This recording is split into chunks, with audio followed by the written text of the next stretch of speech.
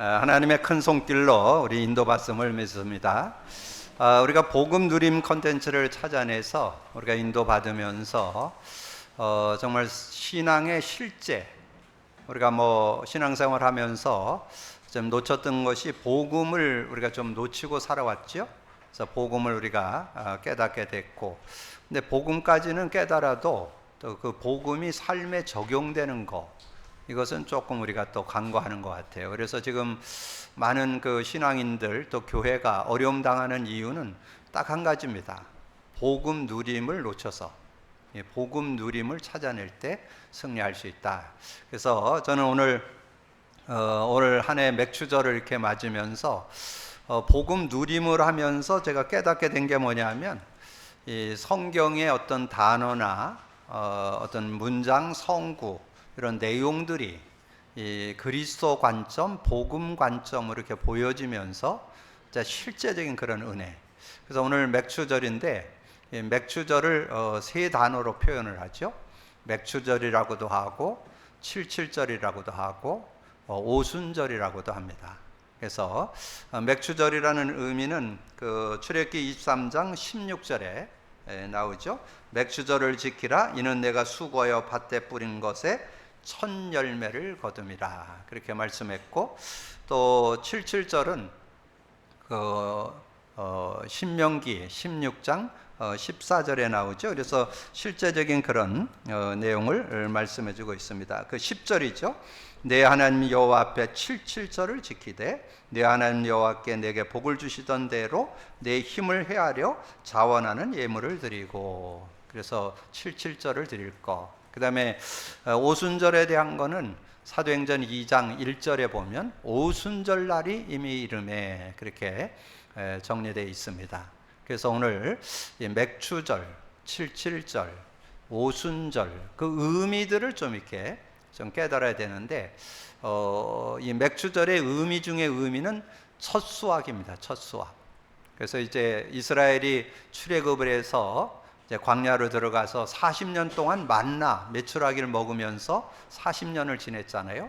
그러다 이제 가나안 땅에 들어가지고 농사를 지어가지고 첫 소출을 거둔 은혜를 생각해서, 우리가 이렇게 농사를 지어서 곡식을 뿌렸는데 그것이 열매를 맺게 됐다. 그래서 첫 수확에 대한 감사, 그 감격을 가지고 하나님께 드리는. 근데 그 시간을 따져보니까 약 49일, 약 50일 걸렸다. 그래서 777이라 그렇게 얘기를 하고, 그리고 이제 거기에 영적 의미로는 이제 성령의 인도, 우리가 구원받고 성령의 인도받고 우리가 천국에 들어가게 되는데, 성령 인도받는 그런 내용에 대한 것을 오순절로 이렇게 정리를 해서 말씀해 주고 있습니다. 그래서 정말 지금 어려운 때에 우리가 이렇게 하나님의 은혜로 수확을 거둘 수 있다는 것, 이거를 생각할 때 하나님의 은혜임을 고백하고 감사한, 특별히 지금은 굉장히 좀 어려운 시대잖아요. 정말 그런 이익을 창출해내기가 어려운 그런 시대에 우리가 어떻게 하나님의 은혜로 이렇게 인도받게 됐는지, 또 소출을 거두게 됐는지, 이런 것들을 헤아려 보면서 하나님 은혜 앞에 감사할 수 있는 그런 모습이고, 그 다음에 이제 우리나라의 어떤 이 맥추절은 특별히 예전에 좀 사셨던 분들은 다 아시듯이 보릿고개라고 그래가지고 제일 어려운 시기가 이 6, 7월입니다. 그래서 제일 어려운 이 보리 추수를 해서 그것을 열매를 가지고 이렇게 인도받는데 너무 어렵고 그래가지고 소출이 없는 그런 때에 정말 하나님의 은혜였음을 고백하면서 이제 감사한 그런 모습. 근데 어떻게 보면 요즘 시대 상황하고 너무 닮은 것 같아요. 너무 지금 어려운 시대. 정말 많은 그런 상거래가 어려워지고 이 가게들이 문을 닫고 막 이러는 그런 어려운 시대에 우리가 어떻게 하나님 안에서 인도받을 건가. 정말 하나님의 은혜 아니고는 정말 하루를 살기가 어려운 그런 시대에 우리가 살고 있는데, 그런 은혜들을 좀 헤아려 보면서 정말 감사할 수 있는, 지금 앞으로는 점점 더 그런 어려운 시대가 아마 계속 도래될 것 같아요. 지금 전쟁에다가 이런 기후 변화 요즘에 보잖아요. 유럽 쪽 잘 살기로 유명한 그런 유럽 쪽에도 지금 47도 막 그렇게 올라가니까 너무 더워가지고 어려운 그런 모습들. 그리고 중국 같은 데서는 지금 물난리가 나서 난리고, 일본 같은 데는 지금 지진이 또 지금 막 터질 것 같다 그래갖고 지금 막 위급 상황이 되는 그런 모습들을 이렇게 보면서 앞으로는 뭐 점점 더 뭐 그런 것들이 더 많아지는 그런 시대에 우리가 살 터인데, 이런 속에서 정말 하나님의 은혜 아니고는 우리가 살 수 없다는 것. 그래서 특별히 전에 없이, 우리가 전에도 은혜로 살았지만 앞으로 여러분 살려면 필히 오늘 오순절의 의미 제대로 깨달으셔야 돼요. 오늘 맥추절도 귀하고 77절도 귀하고 오순절의 의미, 오순절은 성령 강림이잖아요. 그래서 성령과 어떻게 살 것인가 하는 거, 이걸 찾아내야 그럼 실제적인 그런 신앙생활이 될 수 있는 거잖아요. 그래서 우리가 복음 누림이라는 컨텐츠 갖고 인도받으면서 오게 된 축복 중에 축복이 성령의 실제성, 성령의 실제성을 우리가 좀 찾아내는 그런 모습이 되는데, 요한복음 14장 16절에서 27절, 특별히 26절에 보혜사 성령이 와서 모든 거 가르쳐주고 내가 내게 말한 모든 거 생각나게 하시리라. 여러분 정말 이 시대는 특별히 성령 인도받지 않으면 여러분 분별해 나가기가 어렵습니다. 정말 세상을 살아가는 동안에 수시로 선택해야 되고 분별해야 되고 인도받아야 되는데, 그때 내 어떤 지식 가지고는 한계가 있어요. 여러분의 머리는 아무리 높아도 200 정도잖아요. 근데 성령님은 무한대니까 그 무한대신 성령님의 인도를 이렇게 받아볼 수 있는 그런 모습이 돼야 되고, 그리고 우리가 세상을 살아가면서 이 성령께서 주는 지혜, 그래서 성령께서 실제적으로, 그래서 여러분 꼭 기억하세요. 요한복음 16장 7절 8절을 여러분 좀 마음에 담으셔야 돼요. 7절에 있잖아요. 내가 가는 게 유익하다. 내가 가지 않으면 보혜사 성령이 안 올 거고, 내가 가면 보혜사 성령이 와서, 8절은 외워두시라 그랬죠. 그가 와서 죄에 대하여, 의에 대하여, 심판에 대해서, 여러분 그걸 묵상하면 어떤 게 깨달아져요? 여러분 개인이 무너지고 가정이 무너지고 여러분 삶이 무너지는 이유 딴 데 있지 않아요. 그 진리의 영의 인도를 안 받기 때문에. 그리스도의 그 영인, 진리의 영인 성령의 인도를 안 받기 때문에. 성령이 와서 뭘 지적한다? 죄에 대해요, 의에 대해요, 심판에 대해서 지적을 해준다 그랬잖아요. 그래서 그걸 실제적으로 깨달아야 사실적인 그런 응답을 받는 그런 삶이 되어지고, 그러면서 이제 예수님이 부활승천에 가시면서 그 시대 상황이 어려웠죠. 로마에 속국되어 있는 상황이었으니까 정말 편하게 살 수 없는 굉장히 어려운 그런 시대에 주님이 부활승천에 가면서 너희는 예루살렘 떠나지 말고 내게 들은 바 아버지의 약속 기다리라. 그때 제자들이 물었죠. 충분히 이해돼요. 이스라엘 우리나라가 회복되면 언제입니까? 지금 로마에 속국되어 있는데 여기서 벗어난 때는 언제입니까?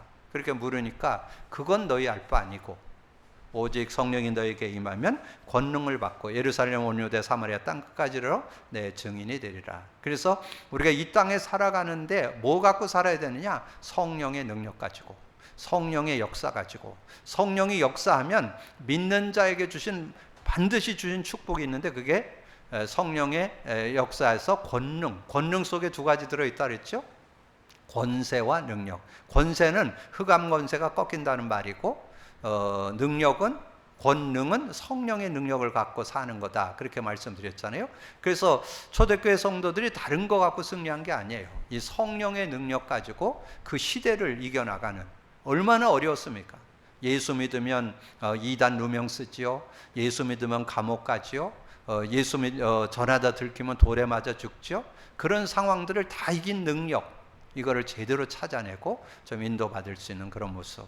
그러면서 저는 우리가 이게 복음 누림 속에서 이렇게 받다 보니까 저는 누굴 만나든지 답을 줄 수 있는, 그 사람에게 복음이 필요하고 복음 누려야만 승리한다는 거. 제가 이제 그런 중심 갖고 인도받다 보니까, 제가 지난주 좀 말씀드렸죠.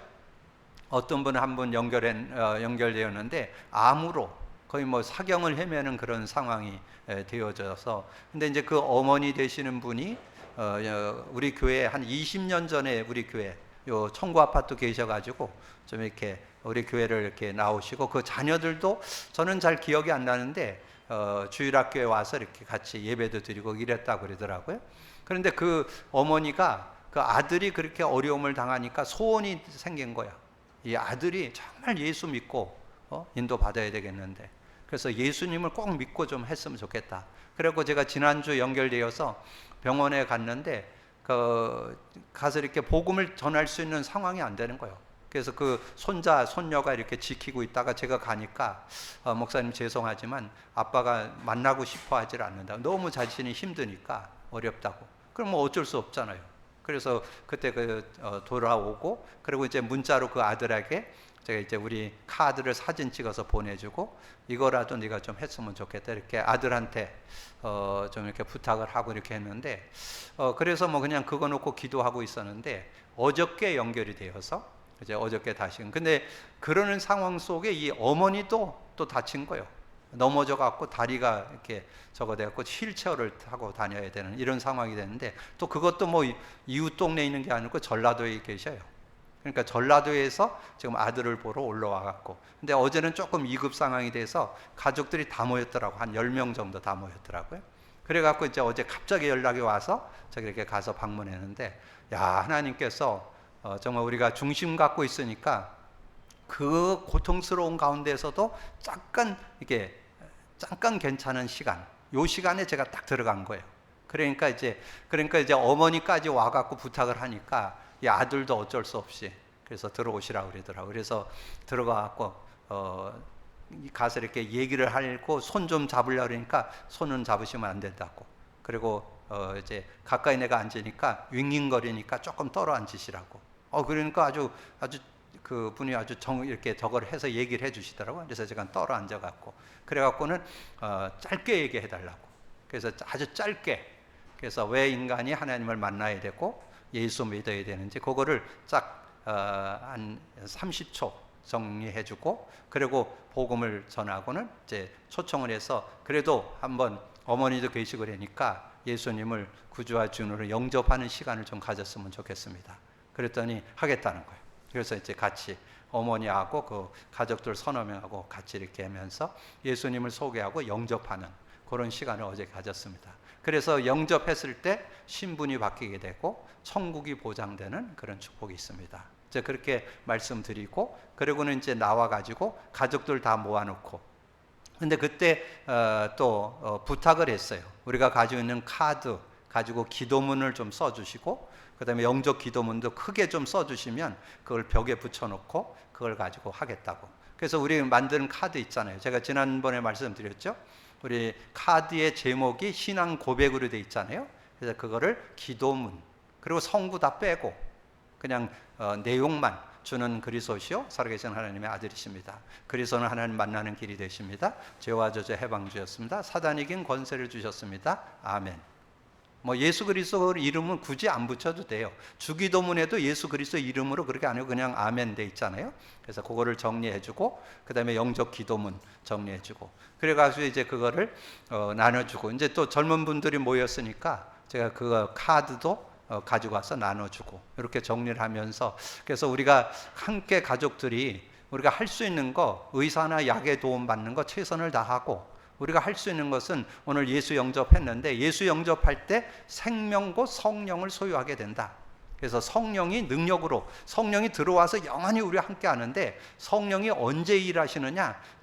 예배할 때, 찬양, 기도, 말씀 듣고 나눌 때, 전도할 때 역사하는데, 우리가 기도할 때 성령 역사한다.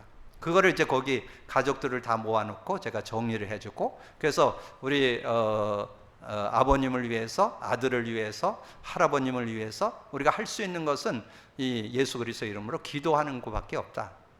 그래서 그 카드를 다 애우셔가지고 수시로 같이 아버님을 위해서 기도, 가능하면 아버님이 애울 수 있으면 제일 좋고, 안 되면 여러분들이 같이 중보 기도해서, 기도하면 반드시 일어나는 영적 과학이 있다. 성령의 역사.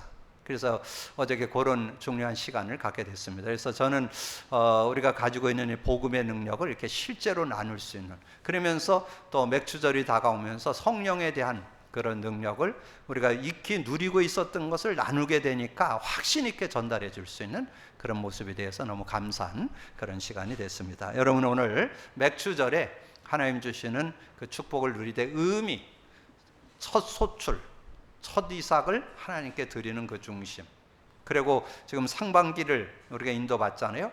그리고 하반기를 어떻게 인도받을까는 어떤 터닝 포인트가 되는 그런 시간이 돼야 되겠고, 특별히 오순절의 의미를 가지고 성령의 역사를 우리가 내 것으로 하는 그런 실제적인 응답을 받아야 되겠다. 자, 그러는 중에 제가 오늘 민수기서 1장, 2장을 중심해서 세상 전투에서 승리하다. 이 세상 전투에서 승리하려면 여러분 뭐 갖고 있어야 되겠어요? 세상 전투에서 승리하려면 하나님께서 우리에게 주신 비밀을 갖고 있어야 됩니다. 그 비밀을 제가 세 요절로 정리해 드렸습니다.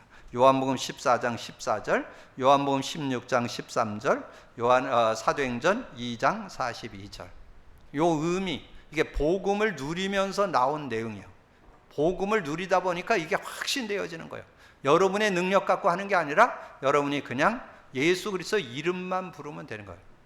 그러면 주님이 해결해 주시는 거예요. 그래서 하나님께서 예수 그리스도 통해서 모든 것을 해결했다는 것을 여러분 믿고 그 이름만 부르면 돼.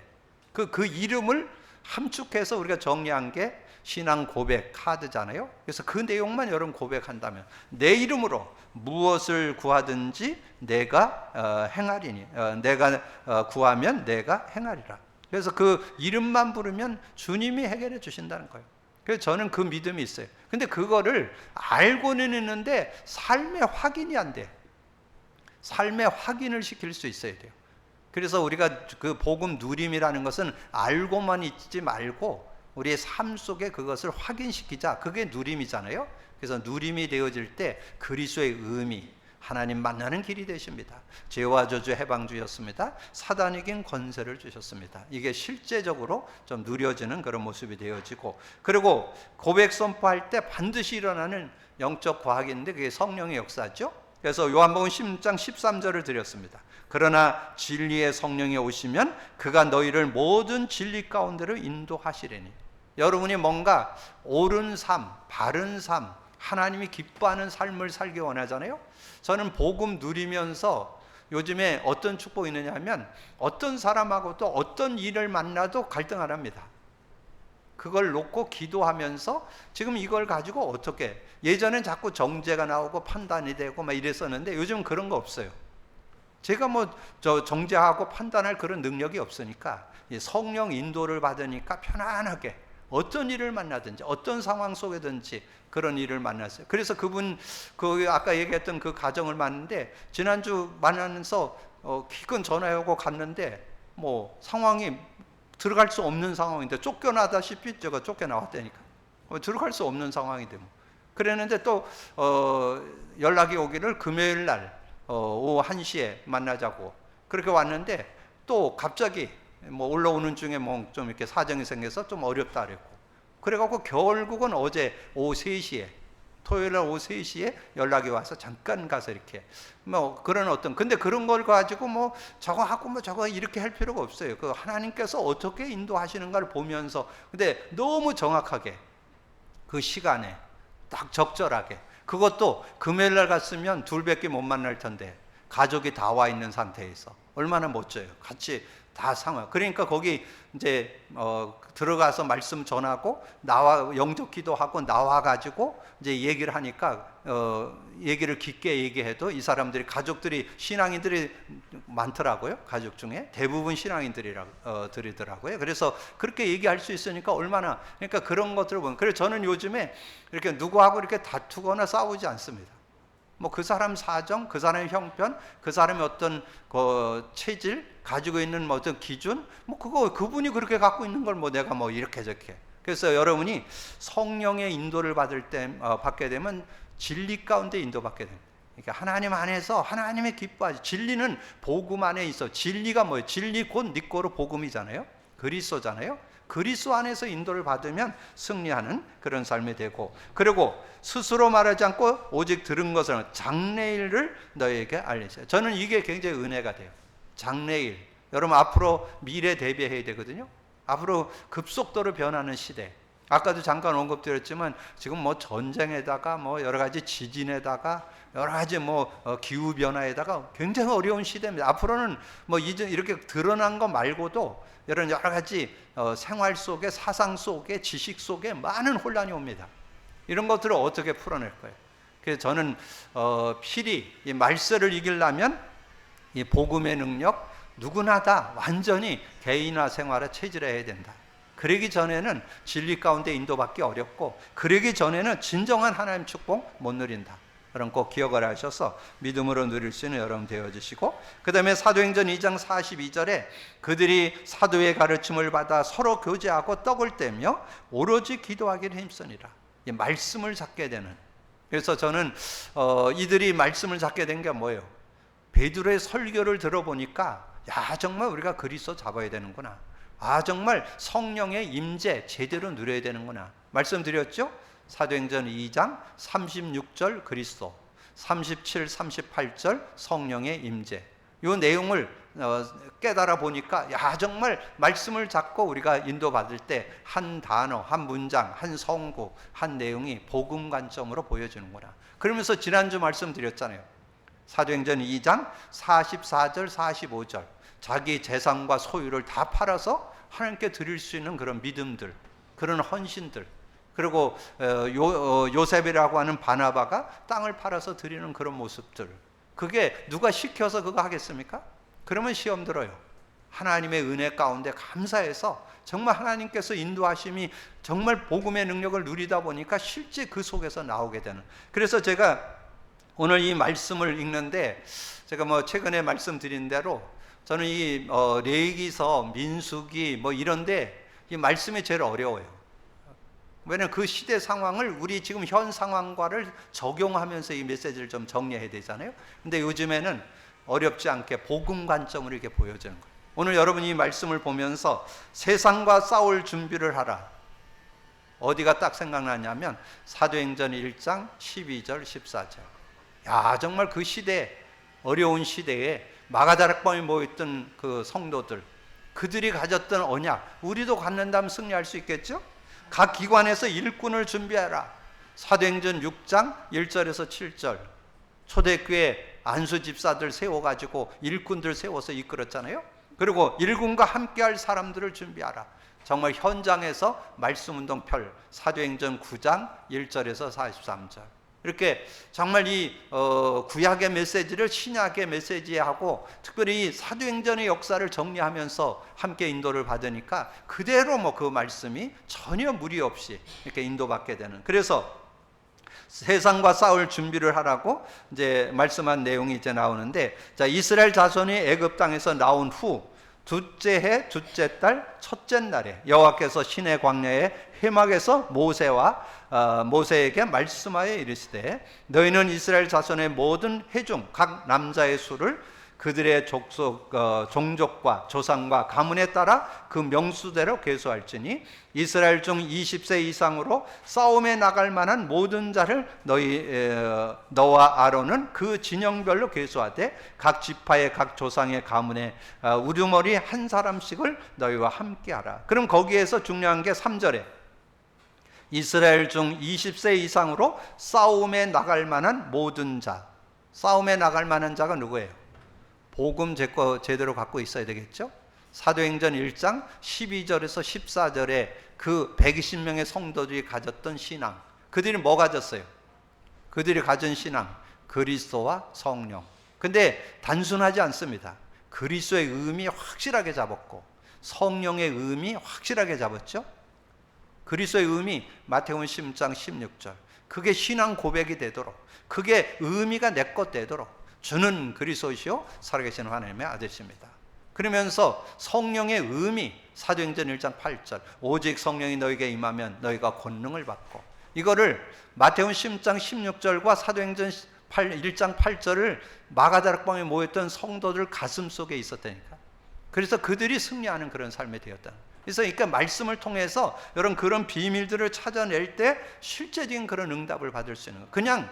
그냥 우리가 성경 내용에 전쟁을 준비하고 이스라엘이 여러 가지 그때 이제 광야에 들어가서 아멜렉이라든가 주변에 이제 그런 사람들하고 다투고 싸워야 되니까 그걸 이렇게 이겨 나가야 되니까 이런 내용들인데 실제 그 속에서 실제 우리가 이 세상을 살아가면서 어떻게 우리가 승리할 건가? 여러분, 세상에 싸울 준비 중에 준비 뭘까요?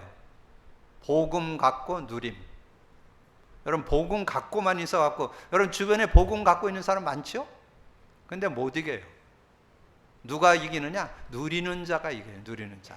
근데 어떻게? 아주 구체적으로 그리스도 누리고 성령 누리는 자. 저는 얼마나 이게 은혜되는지 몰라요. 그리스도의 의미, 성령의 의미, 이게 아주 사실화되고 실제될 때, 그럴 때 완전 승리하게 되는 그런 모습이 되어지죠. 그러면서 각 기관에서 일꾼을 준비하라. 이 각 기관에서 일꾼을 준비하는데 어떻게 준비했어요? 그 내용에 보면 5절, 너희와 함께 설 사람들의 이름은 이러하니 르우벤 지파에서는 스데올의 아들 엘레술이요, 시므온 지파에서는 수리사대의 아들 스루마엘이요, 유다 지파에서는 에미나답의 아들 라손이요. 그렇게 해서 쭉 지금 12지파의 대표를 뽑죠. 12지파. 그 내용이 15절까지의 내용에 12지파 중에 대표를 뽑는 거예요. 그 대표를 뽑고 그 다음에 16절에 말씀하기, 그들은 회중에서 부름을 받은 자요 그 조상 지파의 지휘관으로서 이스라엘 종족들의 우두머리라. 지휘관이요 우두머리. 지휘관 역할하고 우두머리 역할을 할 수 있는 그런 사람. 그러면서 17절에서 19절, 모세와 아론이 지명된 이 사람들을 데리고 둘째 달 첫째 날에 온 회중을 모으니 그들이 각 종족과 조상의 가문에 따라 20세 이상인 남자의 이름을 자기 계통별로 신고하며 여호와께서 모세에게 명령하신 대로 그가 시내 광야에서 그들을 계수하였더라. 그래서 지도자. 그래서 아까 그 내용을 어디에다가 적용한다고요? 사도행전 6장. 그러면 사도행전 6장에 나오는 인물들의 특징이 뭐예요?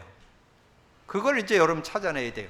사도행전 6장 1절에 7절에 정말 초대교회 안수 집사들 7명 나오죠?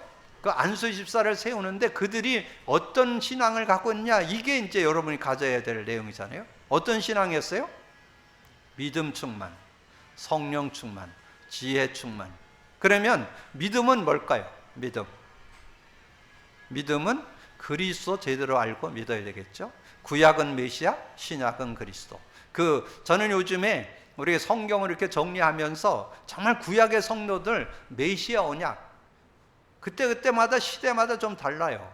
메시아 언약이 어떨 때는 피 언약으로, 어떨 때는 만나로, 노뱀으로, 언약계로, 시대마다 다르게 표현되어 있습니다. 그게 그때마다. 근데 그 내용의 그 단어의 그 핵심은 메시아의 의미를 얘기하는 거예요. 그래서 광야길을 걸어가는데 6단어 나왔다 그랬죠. 만나, 반석, 세절기, 성막도 메시아를 의미합니다. 그리고 그 안에 언약궤, 그리고 광야길을 걸어가는데 중요한 노뱀, 뭐를 의미해요? 메시아를 의미해요. 그러니까 메시아 의미를 제대로 안 사람들이, 구약의 인물들이 승리했다는 거. 그럼 신약에 와서는 그리스도의 의미, 그리스도로 담났다 그랬는데 실제는 안 돼요. 그리스도를 실제 삶에 적용시키는 사람들, 그 사람이 진짜 믿음 있는 사람. 그 믿음을 가진 사람들이 사도행전에 쫙 기록이 돼 있고, 그리고 로마서 16장에 그 인물들이 정리되어 있잖아요. 그래서 그들이 그리스도 언약을 제대로 잡고 있었기 때문에 승리했다는 거예요. 그러므로 믿음, 그 믿음에 대한 단어가 뭘 믿었냐? 메시아, 복음을 제대로 알고 믿었다는 거죠. 성경의 주제가 되는, 그 누구한테 얘기할 때는 우리가 메시아 언약, 그리스도 언약을 제대로 잡았다, 그럴 때 여러분 뭐 얘기할 수 있어요? 마태복음 16장 16절을 얘기할 수 있겠죠? 정말 그리스도 언약 제대로. 조금 성경 관점으로 보면 어떻게 얘기할 수 있을까요? 요한복음 5장 39절 이렇게 설명할 수 있잖아요. 그러면 실제적인 그 내용이 되잖아요. 그래서 사실적인 그런 언약을 잡은 그 사람들이 인도를 받게 되는데, 믿음 충만했는데 따라오는 게 성령 충만이에요. 근데 성령 충만에서 나오는 게 지혜 충만이에요. 지혜. 이 지혜는 세상의 그 어느 거하고 지혜 비교할 수 없어요. 저는 아까 얘기했죠? 세상의 지혜 아무리 높아봐야 IQ 180, 200밖에 안 되니까. 근데 성령의 지혜는 무한대니까. 그러면 여러분이 어떻게 살아야 세상 승리하겠어요? 여러분 자꾸 사랑과 견주해서 그렇게 하면 여러분 항상 손해본다니까. 여러분 정말 성령의 인도 받으면요, 세상 사람과 싸우지 않고 승리할 수 있는 비밀이 그 안에 들어있다니까. 요걸 찾아낼 수 있어야 돼요. 그래서 여러분 성경에 나오는 인물들이 다 그런 성령의 능력을, 마가다락방에 모였던 성도들이 성령 충만 받으니까 뭐 세상 살아가는데 전혀 어려움 없이, 이런 어려움 저려움 와도, 그래서 그 대표적인 내용이 사도행전 4장 22절에서 31절이죠. 막 그냥 나라적으로 막 어려움 주고 막 종교 지도자들이 일어나서 막 핍박을 당해오는데, 그들이 그랬잖아요. 우리의 위협함을 하감없이고 우리에게 성령 충만을 주셔서 담대히 하나님 말씀을 전하게 하여 주옵소서. 빌기를 다음에 성령이 충만하여 그들이 담대히 하나님 말씀을 전했다. 그렇게 말씀했잖아요. 그러니까 그런 증거를 가지고, 그러면서 예를 들어서 설명드렸죠. 빌립 집사. 사도행전 6장 1절에서 6절의 주 멤버 중에 한 명이 빌립이에요. 빌립 집사님이 어떻게 됐어요? 사마리아 지역에 사도행전 8장에 아무 사도들도 안 가는 그 현장에 가서 증인되어서 말씀 증거했다. 말씀드렸죠? 8장에 아프리카의 문을 여는, 세계 선교의 문을 여는 누가 열었냐? 이 빌립 집사가 열었다니까.